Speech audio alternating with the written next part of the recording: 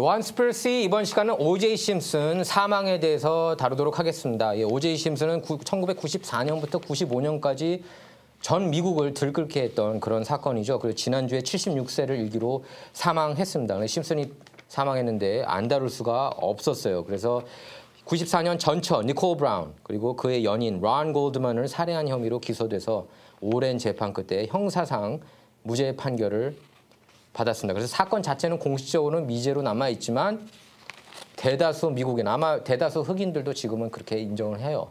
심슨이 살인자 맞다고. 저도 그렇게 생각을 합니다. 심슨이 살인한 게 맞다고 그렇게 보고 있어요. 그래서 이렇게 뉴스위크지하고 타임 매거진이 이렇게 표지를 장식한 그런 모습인데요. 이렇게 그 O.J. 심슨은 참고로 최고 스타였어요. 당시에.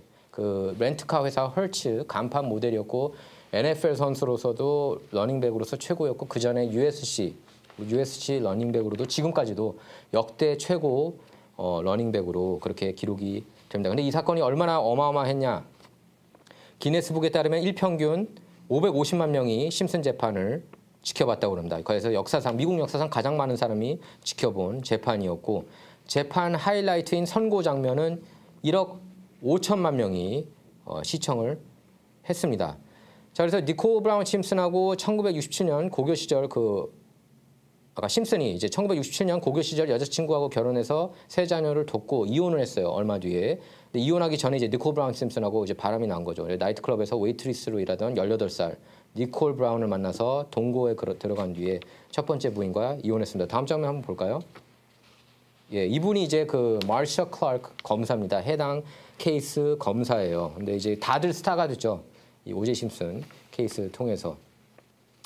근데 이제 심슨과 브라운은 결혼해서 두 자녀를 낳았지만 두 사람 관계는 좋지가 않았고요. 결혼 기간 내내 가정폭력, 학대 신고가 빈번했습니다. 그러니까 경찰에 이렇게 신고를 니콜 브라운이 많이 했어요. 그러니까 폭력이 잦았던 거죠.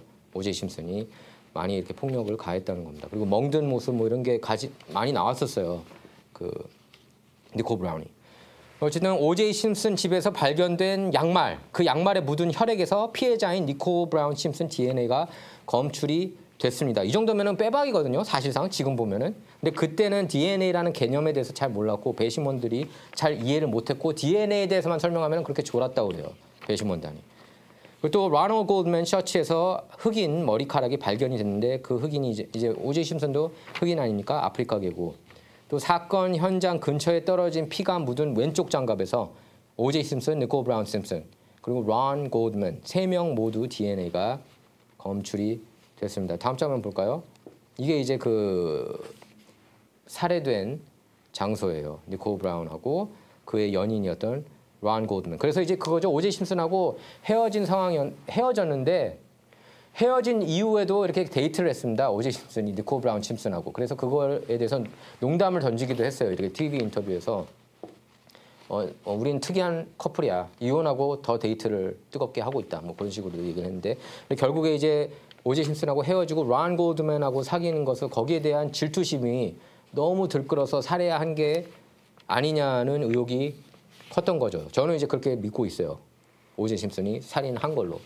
그러니까 법정 배심원단이 뭐라고 평결을 내렸든 대다수 미국인이 그렇게 생각을 하고 있습니다. 제가 아는 흑인들도 대부분 다 O.J. 심슨 죽인 거는 맞다. 근데 죽인 거는 맞지만은 배심원단 평결은 또 올바르게 했다고 그렇게 보는 사람들이 또 있어요.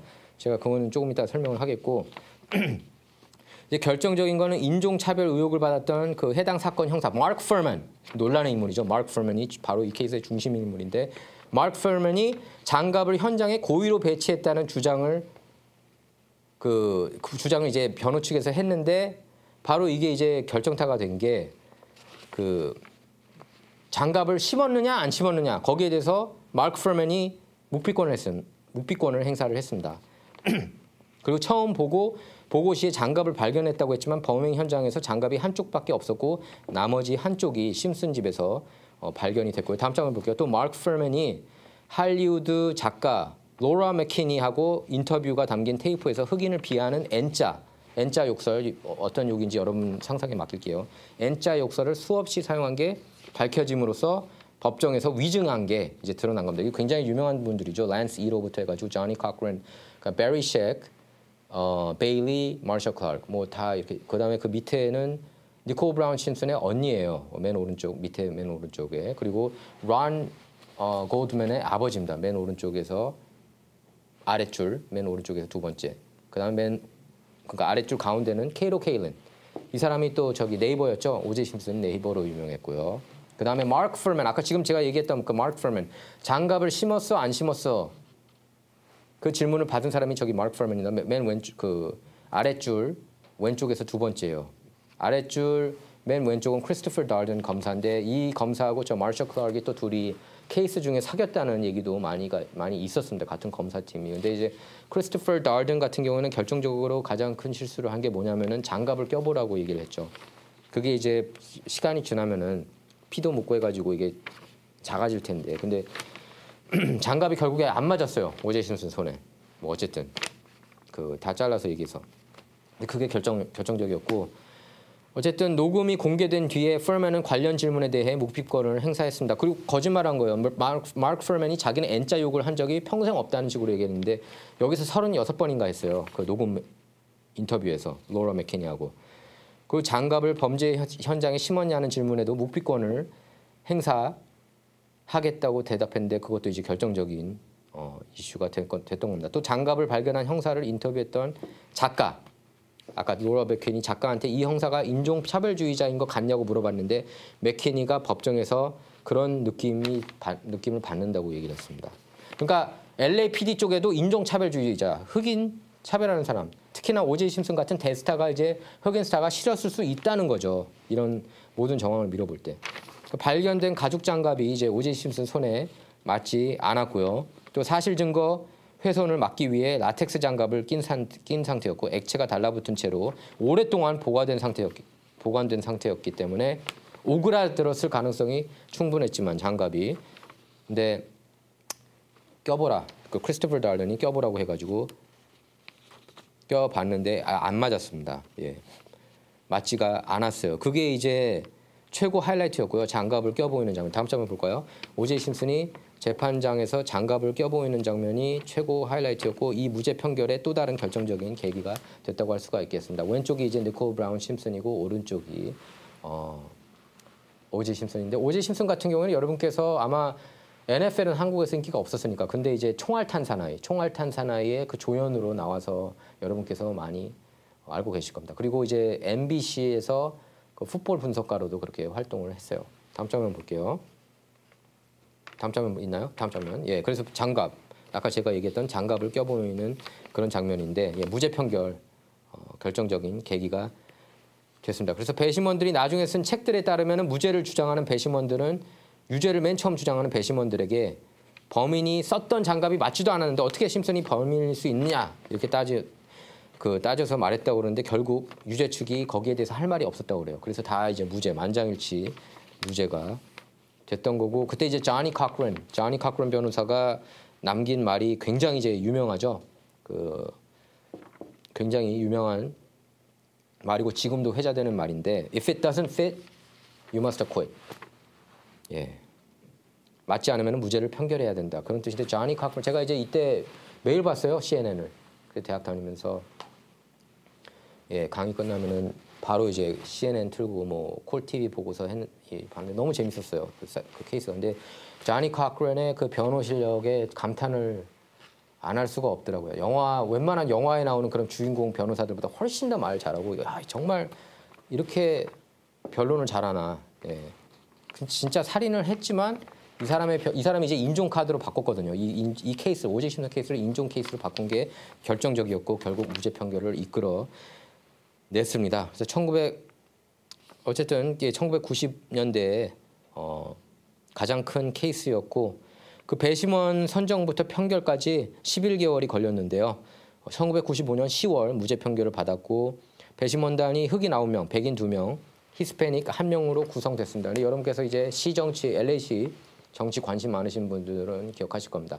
에릭 가세리의 아버지 길 가세티가 여기 그 LA시 검사장이었는데 그때 이제 그 LA 카운티 검사장이었죠. 예. 근데 이제 그 결정을 다운타운에서 할까 이 케이스를 아니면은 센타모니카 쪽에서 할까 그걸 놓고 고민했는데 아마 센타모니카 쪽에서 했으면은 유죄를 받았을 거예요. 근데 다운타운에서 했기 때문에 흑인이 이제 배심원단으로 많이 들어오면서 그 케이스가 무죄로 이렇게 끝난 거죠. 그래서 그거예요. 결국에 이게 인종 케이스가 된 이유 중에 하나가 아까 마크 퍼먼 형사가 그러니까 살인을 저지르긴 저질렀다고 하더라도 이걸 슬램덩크 케이스로 만들기 위해서 장갑을 심었을 가능성이 저는 굉장히 높았다고 봅니다. LAPD가 마크 퍼먼이. 그래서 거기에 대해서 심었느냐 안 심었느냐 묵비권을 행사한 것 자체가 말이 안 되잖아요. 말이. 그러니까 설사 오제이 심슨이 죽였다고 해도 LAPD 행태들이 이랬어. 그래서 무죄. 심슨이 무죄를 받아도 마땅하다라고 흑인들이 많이 생각을 한 겁니다. 그러면은 여태까지 LAPD 행태들이 흑인들을 슬램덩크 케이스 만들기 위해서 증거물을 이렇게 심었다는 거 아니야. 그동안에 심슨한테만 하겠어. 심지어 심슨 같은 슈퍼스타한테 하면 다른 흑인들한테는 어땠겠어. 이런 의혹을 제기하게 만든 케이스죠. 다음 장면 볼까요? 그래서 이게 승소하는 그런 모습입니다. 그래서 조니 카크런이 승소 딱 그 소리가 나왔을 때 소리를 질렀죠. 예, 그러면서 막 드림팀이라고 그랬는데 여러분께서 참고로 아셔야 되는 게 드림팀은 돈을 못 벌었대요. 한 푼도. 다 이게 오히려 다 적자였다고 그럽니다. 근데 이제 대신에 이렇게 국민들한테 노출이 됐던 거죠. 생방송 나오면서 TV 통해서 매체, 매스 미디어 통해서 이름들을 네임밸류들을 올린 거죠. 그래서 뭐 저도 그렇고 대다수 미국인도 그렇고 심슨이 살해자라고 생각하는 사람들이 많이 있고요. 인종차별주의에 사로잡힌 경찰이 심슨에게 죄를 뒤집어 쓰이기 위해서 증거를 조작했다고 주장했는데 심슨 측이. 근데 이제 거기에 대해서도 동의를 많이 하고 있다는 겁니다. 저도 동의를 해요. 거기. 다음 장면 볼까요? 이게 이제 드라마로도 나왔습니다. 이게 넷플릭스 드라마였거든요. The People vs. Simpson 일 겁니다. 그 가운데 쿠버 그린 주니어가 이제 심슨으로 나왔고 맨 왼쪽이 로버트 셔피로. 원래는 로버트 셔피로가 담당 변호사였다가 조니 카크런으로 바뀌었죠. 맨 오른쪽이 지금 조니 카크런 분인데 이 드라마 꼭 보셔요. 정말 재밌어요. 이 드라마 보면은 그 내용들을 심슨 케이스에 대해서 아주 낱낱이 다 알 수가 있습니다. 저기 뒤에 보이는 분이 이제 오른쪽 세 번째 데이비드 슈머, 프렌즈에 나온 배우죠. 저분이 이제 카다시안 변호사 역할을 했는데 킴 칼다시안 요새 뭐 클로이 칼다시안가가 유명세를 뜨게 된 이유 중에 하나가 또 심슨 케이스가 있는 거고 여러분께서 잘 아시는 TMZ 연예 전문 사이트 TMZ도 심슨 케이스를 통해서 이렇게 확 뜬 그런 매체라고 보실 수가 있습니다. 다음 장면 볼까요? 이제 로버트 셔피로에서 근데 케이스가 이제 조니 카크런이 이제 주도해서 오지 심슨 케이스를 다루게 됐는데 이 영화 여러분께서 꼭 시청하시기 바랍니다. 근데 얼마 전에 심슨 이제 책이 몇 년 전에 심슨 책이 나왔죠. 2007년에 살인자의 고백. 책 제목이 If I Did It: Confessions of the Killer. 만일 내가 그랬다면 살인자의 고백. 이런 책을 내는 것 자체가 어처구니가 없고 이 책을 내고 나서 인터뷰에서 굉장히 소름 끼치는 발언을 했는데 그냥 사실상 자기가 죽였다는 식으로 그렇게 고백을 하는 모습이라고 볼 수가 있겠습니다. 자기가 칼까지 끄집어낸 건 난 기억을 한다. 근데 칼은 꺼냈다. 근데 그 이유는 내가 생각이 안 나.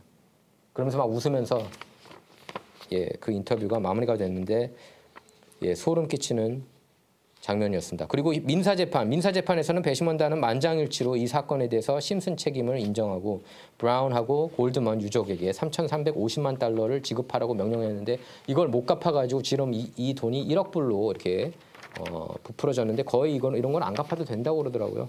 제가 들었는데 어쨌든 심슨 살인 사건 여러분은 어떻게 생각하십니까? 심슨이 살해했다고 보십니까? 아니면 살해했어도 무죄 판결을 받아 마땅하다고 보십니까? 댓글로 여러분 생각을 남겨주시기 바랍니다. 감사합니다.